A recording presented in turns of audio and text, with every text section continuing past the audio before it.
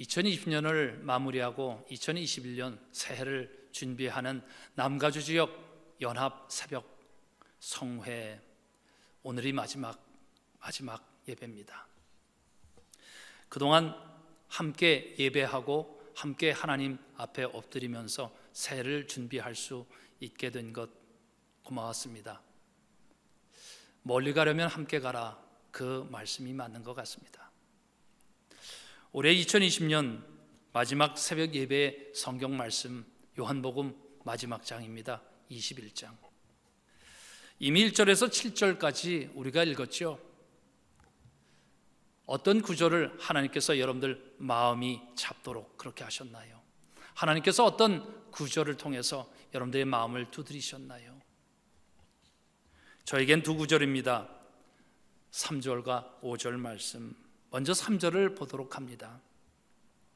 시몬 베드로가 그들에게 말하기를 나는 고기를 잡으러 가겠소 하니 그들이 우리도 함께 가겠소 하고 말하였다. 그들은 나가서 배를 탔다. 그러나 그날 밤에는 고기를 한 마리도 잡지 못하였다. 그러나 그날 밤에는 고기를 한 마리도 잡지 못하였다. 생각을 하게 되지요. 예수님께서 잡히실 때 도망갔던 제자들, 그들이 기대가 있었어요. 예수님께서 예루살렘에 올라가면 이제는 왕으로 오시는 그 메시아의 능력이 드러날 것이다. 그런 기대가 있었습니다. 그런데 예수님은 정말 무기력하게 보이듯 체포되셨고 십자가에 달려 죽게 되셨습니다. 요한복음에서는 분명히 예수님께서 나는 죽을 권세도 내게 있는 것이다 이렇게 말씀했지만 제자들이 그것을 다 깨달은 것은 아니었던 것 같아요.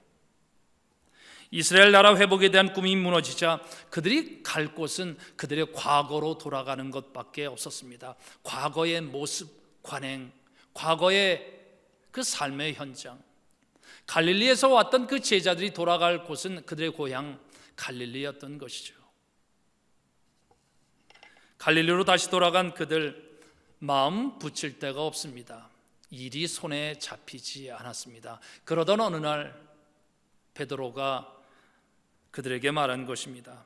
나는 바다로 나가서 그물질이나 하려고 하네. 그러니 그들도 거기에 이렇게 대답한 것이었죠. 우리도 따라감세. 그래서 그들이 바다에 나가서 그물질, 고기를 잡기 시작했다는 것입니다. 나가는 그들의 어깨는 처져 있었고 풀은 죽어 있었습니다. 제자들이 안쓰럽습니다. 물고기를 잡으러 나갔다면 정말 물고기가 많이 잡혀서 그들에게 좀 기분 전환이라도 됐으면 좋으련만. 그런데 그날의 작황을 이렇게 얘기한 것이죠. 그러나 그날 밤에는 고기 한 마리도 잡지 못하였다.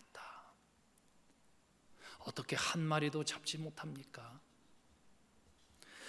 그물을 손에 들었다 한들 마음이 안 잡혔을 것 같아요. 그러니 일이 안 된 것은 아닌가? 그래도 생각해 봅니다. 하나님 아버지께서는 권세와 능력이 있는데 하나님의 아들 예수 그리스도를 따랐던 그런 제자들 아니었습니까? 그런 제자들인 것을 분명히 알고 계셨던 하나님, 오히려 기분 전환이라도 정말 하도록 고기를 좀 몰아주시지 하나님께서는 그날 밤 아무 일도 하지 않았다는 것입니다. 그러나 그날 밤에는 고기를 한 마리도 잡지 못하였다. 홀로 남겨진 것 같은 그런 제자들, 더 안쓰러운 마음이 들지요. 예수님이 떠나고 난 그 자리에 빈 공간, 허전함 뿐만이 아니었을 것입니다. 예수님을 버리고 달아난 그들의 비겁함이 어쩌면 그들의 마음을 더 힘들게 했을지도 모르겠습니다. 스스로 떳떳하지 못하니 뭔들 손에 잡히겠습니까? 예수님을 생각하면 미안한 마음 때문에 그들은 아무것도 손에 잡히지 않았을 것 같아요. 베드로는 더욱 그랬을 것 같습니다. 예수님께서 마지막 만찬을 마치시고 올리브산에 올라갈 때 말씀하셨죠. 목자를 칠 것이니 양떼가 흩어질 것이다. 목자를 칠 것이니 양떼가 흩어질 것이다. 그 말의 뜻을 알아차린 베드로가 얘기했지요. 주님, 저는 절대 그러지 않을 것입니다. 저는 절대 주님을 버리지 않을 것입니다. 너무 자신 있게 말했나? 가만히 있을 걸 그랬나? 일이 이렇게 될 줄 알았으면 조용히 가만히 뒷전에 있을 걸. 그랬던 이 베드로 3번씩이나 부인하지 않았습니까? 예수님이 모르시면 그나마 양심이 덜 찔렸을 것 같은데 3번째 부인했을 때 성경이 바로 그때의 상황을 우리에게 이렇게 전하고 있죠. 베드로가 말을 아직 채 끝내기도 전에 곧 닭이 울었다. 주님께서 돌아서서 베드로를 똑바로 보셨다. 베드로는 주님께서 자기에게 하신 말씀, 오늘 닭이 울기 전에 내가 3번 나를 모른다고 할 것이다 하신 말씀이 생각났다. 그리하여 그는 바깥으로 나가서 비통하게 울었다. 비통하게 울었던 것. 그리고 예수님의 그 바라보심을 그가 똑같이 보고 있었던 것. 얼마나 미안했을까? 얼마나 비겁했을까? 눈이 안 맞추셨으면 모면이라도 할 것인데 딱 걸릴 것 같은 그런 것, 양심이 더 찔렸을 것이고, 어쩌면 그래서 아무것도 잡히지 않았던 그 밤은 더 힘들었을 것 같은데 여러분들은 어떻게 느끼시나요? 이런 질문을 하게 됩니다. 이 제자들의 미안한 마음, 그리고 풀이 죽어 있던 그들의 마음, 이 모든 일은 사실 예수님께서 그들의 기대대로 왕으로 오신 그 메시아로서의 권세가 드러나지 않고 그냥 예루살렘에서 체포당하고 십자가에 달린 일, 오히려 예루살렘에 올라가셨고 그리고 제자들의 기대대로 왕으로 오신 메시아의 권세와 권능을 보여주었으면 그런 일이 일어나지 않았을 텐데, 베드로도 3번 부인하는 그런 일들이 일어나지 않았을 텐데, 그래서 풀이 죽고 미안하고 비겁했던 그들의 마음 치는 것, 그런 미안한 그 밤을 보내지 않았을 수도 있었을 텐데, 오히려 예수님께서 권세를 드러내시고 메시아로 등극했다면 갈릴리에 보잘것없는 그들도 제대로 한번 사람 행세 해볼 수 있었을 것 같은데, 그랬다면 제자들은 도망가지 않았을 것이고 갈릴리로 낙향할 필요도 없을 것 아니겠습니까? 그랬다면 그들의 신앙 더 담대했었을 것 아닌가? 우리가 이런 질문을 한번 해봅니다. 하나님 앞에서 떳떳한 신앙, 담대한 신앙은 어떤 것인가?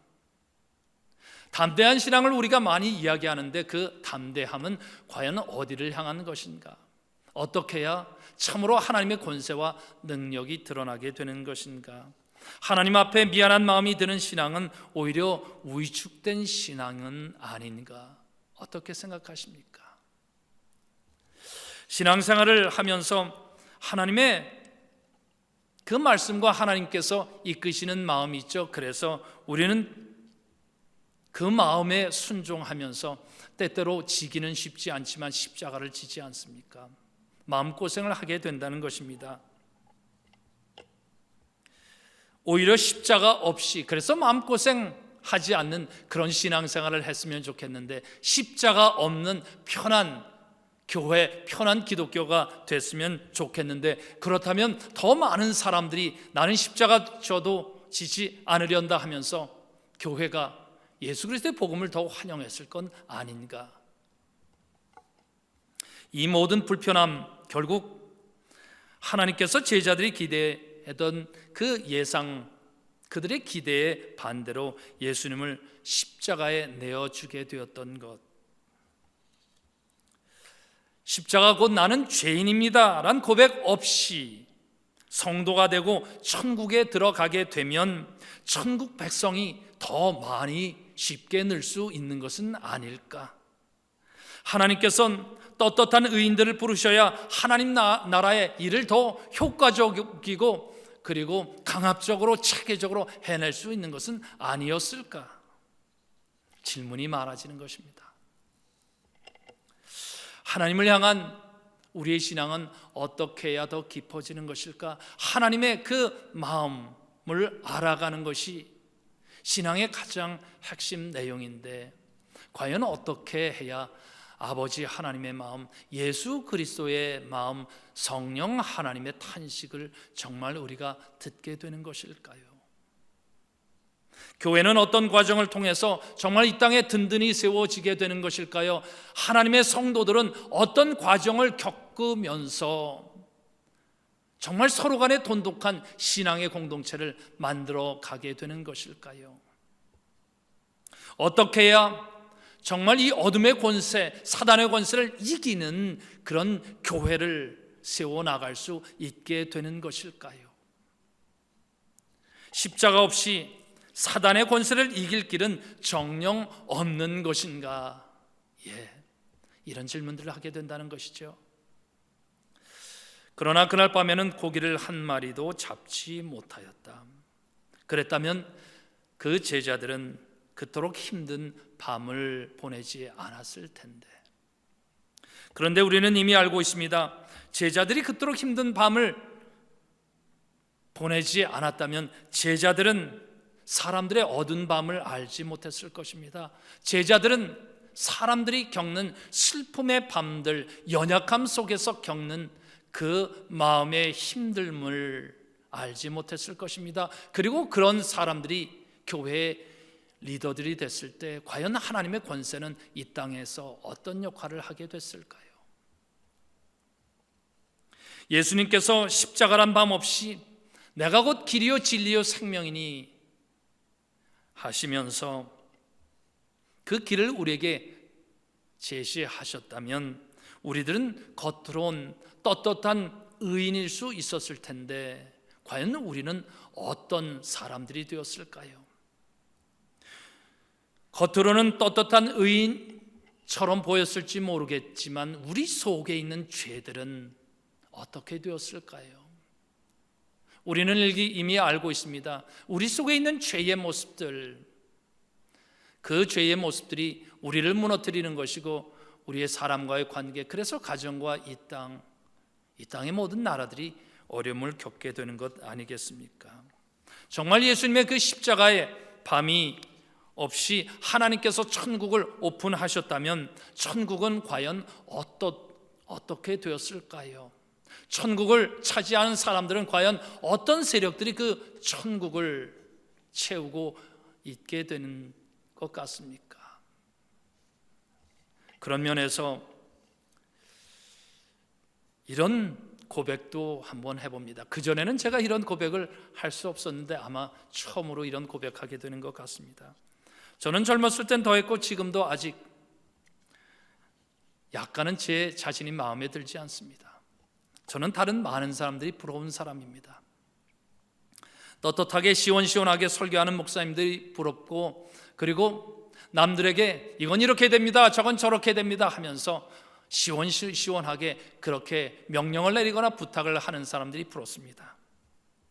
전 남에게 명령을 내리느니 제가 하는 것이 더 낫다, 그것이 더 편하다고 느끼는 사람입니다. 남에게 부탁드리는 것이 미안해서 그것도 제가 하는 것이 편하고, 그러다 보니 노를 하지 못하게 되고 이거를 해 주십시오 하지도 못하게 됩니다. 그러던 어느 날 일에 저 일에 감당하기가 쉽지 않죠. 그때 하나님께 제가 이렇게 기도로 고백하는 겁니다. 하나님, 도대체 저를 왜 이런 사람으로 만드셨습니까? 저도 좀 남한테 떳떳하게 말하는 그런 사람으로 만드시면 하나님께서 쓰시기에 더 좋았을 텐데 왜 저를 이런 식으로 만드셨습니까? 저도 힘듭니다. 또 이럴 때도 있죠. 이런 설교하면 이분이 마음 상할까 봐, 저런 설교하면 저분이 마음 상할까 봐, 그래서 하나님께서 분명히 주시는 마음이 있어도 때로는 그것을 다 전하지 못할 때도 있습니다. 그럴 때마다 하나님께 약간의 항의성 기도를 하게 되죠. 하나님, 왜 저를 부르셨나요? 저만 고생하는 것이 아니라 하나님도 고생하시는 것 같은데 왜 저를 부르셨나요? 그래도 하나님 앞에 엎드릴 때마다 하나님께서 주시는 그 마음, 하나님 당신의 마음을 이렇게 전해주십니다. 목사가 이런 말을 하면 좀 이러지만 하나님께 제게 주시는 마음은 이렇습니다. 야, 유 목사야, 미안하다. 근데 나는 내가 괜찮다. 너 좋다. 이게 교만하게 느껴질 수 있을지 모르겠습니다만 정말 힘든 과정 많이 겪었거든요. 나는 왜 이렇게 만들어졌나? 그러나 그날 밤에 고기를 한 마리도 잡지 못하였다. 여러분들 중에 어쩌면 저와 같은 사람들이 있을 것입니다. 한 마리도 잡지 못하는 것 같은데, 그러나 하나님께서는 그 밤을 통해서 새로운 그 다음 날을 준비한다는 것이 오늘 말씀의 이제 결론 부분입니다. 오늘 두 번째 말씀 5절은 이렇게 돼 있죠. 그때 예수께서 제자들에게 물으셨다. 무엇을 좀 잡았느냐? 그들이 대답하였다. 아무것도 잡지 못했습니다. 아무것도 잡지 못했습니다. 예수님이 알지 못하는 그 제자들, 뭔가 저 바닷가에서 어떤 한 사람이 크게 외치는 소리를 들었던 것이죠. 무엇을 좀 잡았습니까? 그래서 그에게 그냥 큰 소리로 또 그들이 얘기한 거예요. 아무것도 못 잡았는데요. 이렇게 얘기하면 어떻습니까? 아무것도 잡지 못했다면 약간 창피하니까 네, 좀 잡았습니다. 아니, 많이 잡았습니다 하면서 오히려 실패하지 않은 밤이었다고 그렇게 우리가 얘기할 수 있었을 것 같은데 아무것도 잡지 못했습니다. 그런데 그것이 그들에게 새날을 열어주지 않습니까? 그들의 연약함을 그대로 예수 그리스도 앞에 내놓는 중에 그들은 이제 새날을 맞게 되는 거죠. 너의 오른쪽에 그물을 내려라. 어떤 일이 일어났습니까? 우리가 밤새도록 애를 썼으나 아무것도 잡지 못했습니다. 이 말씀이 생각나죠. 베드로와 그 제자들이 부르심을 받기 전 그날을 그들은 기억하고 있죠. 예수라는 분이 그들에게 오셔서 배를 내어서 그곳에서 앉으시고 설교를 하지 않았습니까? 그리고 설교가 끝나고 나서 베드로와 그 일행에게 얘기했죠. 깊은 데로 나아가 그물을 내리십시오. 깊은 데로 나아가 그물을 내리십시오. 그때 베드로가 말했죠. 주여, 밤새도록 수고를 하였으나 얻은 것, 잡은 것이 하나도 없었습니다. 그 말을 들은 예수님의 마음은 어땠을까요? 야, 이 무능력한 인간들아, 아직도 터득을 못했느냐? 너희가 이 갈릴리 바다에서 잔뼈가 굵은 그런 뱃사람들인데 아직까지도 인생 성공의 그 비법을 터득하지 못했느냐? 그렇게 책망하셨을까요? 예수님의 마음은 이랬을 것입니다. 가슴 찡. 밤새도록 수고하였으나 얻은 것이 없었습니다. 밤새도록. 우리도 그렇습니다. 요즘 비즈니스는 좀 어때요? 이렇게 물으면 어느 분이 이렇게 대답할 수 있잖아요. 목사님, 밤새도록 수고했는데 요즘 잘 안 되네요. 어떤 마음이 느껴질까요? 가슴 찡. 그래서 기도하게 되죠. 하나님, 부탁하는데 이분을 꼭 도와주셔야 됩니다. 이분을 꼭 도와주셔야 됩니다. 가슴 찡하지 않겠습니까? 어둠의 세력을 이겨내는 참된 능력은 과연 어디서 오는 것일까요? 악한 이들이 천국을 침범해 들어가지 못하도록 천국을 천국되게 하는 그 능력은 어디에 있는 것일까요? 하나님은 과연 어떤 방식으로 하나님 당신의 나라를 이 땅에 든든히 세워가고 계신 것일까요?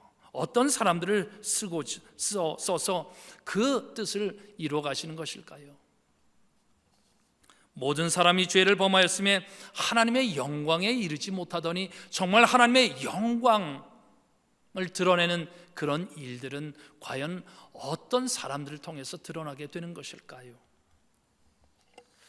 코로나 사태를 우리가 2020년에 겪었습니다.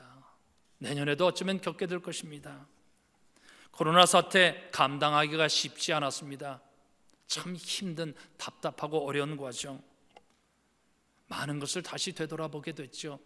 과연 우리는 어떻게 살아왔나? 이 지구는, 과연 지구의 생태계는 과연 어떻게 지켜져 왔던가? 우리 인간의 욕심은 어디까지였나? 이런 것을 다시 점검하지 않습니까? 그 작은 바이러스가 오히려 이 지구가 사람들이 자기 멋대로 해오던 바벨탑을 쌓는 이 지구 문명, 거기에 신음하던 지구가 어쩌면 이 코로나 바이러스를 통해서 우리에게 역습을 가하는 것은 아닌가. 근본적인 질문도 많이 하게 됩니다. 교회는 과연 무엇일까? 신앙생활의 목표가 무엇일까? 본질적인 질문들을 하게 됐죠. 영혼 구원, 제자 양육, 구제사역, 미전도 지역 전도. 과연 이 모든 것들은 과연 무엇을 위해서인 것인가? 코로나 사태를 통해서 하나님 어떤 교회를 경험케 하셨습니까? 제가 경험한 것은 이겁니다. 성도의 공동체. 이것이 성도의 공동체구나. 처음엔 아무도 없는 빈 예배실, 교우들이 꽉 차 있어야 될 이 자리에 아무도 없는 그곳에서 설교하자니 마치 메마른 광야에 홀로 남겨진 것처럼 외로웠습니다. 어디에 눈을 맞춰야 될까 알지 못한 채 막연히 여기 두리번 저기 두리번 했던 그런 어려움들이 있었습니다. 방황했다는 것이죠. 힘들었습니다. 근데 그러면서 교우들은 과연 어떻게 지내시나, 연장자분들은 제대로 드실 것은 드시는지 걱정이 됐죠. 그래서 찾아뵈면서 알게 된 것, 다 격리를 통해서 어려움을 겪고 있다. 가슴 찡, 가슴이 아팠습니다. 그래서 뭔가 해야 되겠다. 그래서 뭔가를 만들어서 집 앞에 놓고, 그리고 문 똑똑 들이고 돌아서면서 자 갑니다 하면서 돌아섰던 그런 시간들, 많은 교우들이 그런 일들을 곳곳에서 하기 시작했습니다. 왜 그런 일들을 했겠습니까? 서로 염려하는 마음, 이 힘든 마음, 자기 안에도 힘들었으니까 바로 그 마음들, 그래서 그들은 또 가슴 찡 그런 일들을 같이 했던 것이죠. 성도의 공동체가 거기에 있었던 것 같아요. 어느 날 은퇴 장로님 중에 한 분이 교회에 오랜만에 나오셨습니다. 멀리에서 이렇게 봤는데 제 마음이 콱 올라오는 것이 있었어요. 울컥했습니다. 얼마나 반가웠는지 그냥 반가운 정도가 아니었습니다. 가서 손이라도 잡으면서 어떻게 지내셨어요? 그렇게 하고 싶었는데 그렇다고 주먹 인사는 할 수 없었고 팔을 부딪혔습니다. 어떻게 지내셨어요? 가슴 찡. 그랬더니 교우들 서로 간에 가슴 찡하게 하는 많은 일들이 일어나게 됐던 것. 어떤 분은 정부에서 지원금 받았는데 더 어려운 젊은 분들에게 줬으면 좋겠다 가져오시는 분들, 가슴 찡. 저의 마음도 찡, 그분들의 마음들도 찡. 또 어떤 분은 얼마나 힘드십니까 하면서 목사님 이게 요즘 맛있는 인기 있는 그런 컵라면이에요 하면서 한 박스 이 목회실에 놓고 가십니다. 가슴 찡. 그래서 제가 경험하게 된 것, 사도행전이 그동안 그렇게 많이 말해왔던 것, 저는 이제 믿게 됐죠. 4장에 이런 말씀이 있습니다. 많은 신도가 다 한 마음과 한 뜻이 되어서 아무도 자기 소유를 자기 것이라 하지 않고 모든 것을 공동으로 사용하였다. 그들 가운데는 가난한 사람이 한 사람도 없었다. 네, 그들 가운데는 가난한 사람이 한 사람도 없었다. 코로나 바이러스를 통해서 우리의 많은 밤들이 있었는데 그들 가운데는 가난한 사람이 한 사람도 없었다. 어찌 가난한 사람들이 없었겠습니까? 그러나 그들은 그렇게 느꼈다는 것입니다. 심령이 가난한 사람은 복이 있나니 천국이 저희 것임이요. 십자가 길을 가신 예수님, 그 일로 인해서 제자들은 갈릴리로 낙향했고, 그리고 그곳에서 그 힘든 그 밤을 경험하게 됩니다. 그러나 그날 밤에는 고기를 한 마리도 잡지 못하였다. 그런데 예수님께서 오셔서 그들에게 멀리서 외치시죠. 무엇을 잡았습니까? 그랬더니 그들이 다시 외칩니다. 아무것도 잡지 못했습니다. 그런 그들의 대화, 그러자 이제는 그 제자들이 바로 부활한 예수님을 만나게 됐다는 것이죠. 제자들이 그물을 던집니다. 그랬더니 어떻게 됐습니까? 그물을 끌어올릴 수 없을 정도로 많은 고기가 잡혔습니다. 잡은 고기의 양이 많았다는 것, 그것만이 아니었죠. 그들은 그때 예수 그리스도 안에서 약한 자가, 밤을 경험하는 자가, 정말 하나님께서 시작하신 성도의 공동체, 그 공동체를 경험하게 됐다는 것입니다. 우리가 이미 압니다. 연약한 데서 비로소 성도의 공동체는 시작된다. 왜냐하면 연약한 사람들은 하나님 안에 거하기 때문에 그렇습니다. 내 은혜가 내게 족하다. 이는 내 능력이 약한 데서 온전하여 짐이니라. 올 2020년 이제 하루 남았습니다. 어떤 한 해였나요? 2021년 어떤 한 해가 됐으면 좋겠습니까?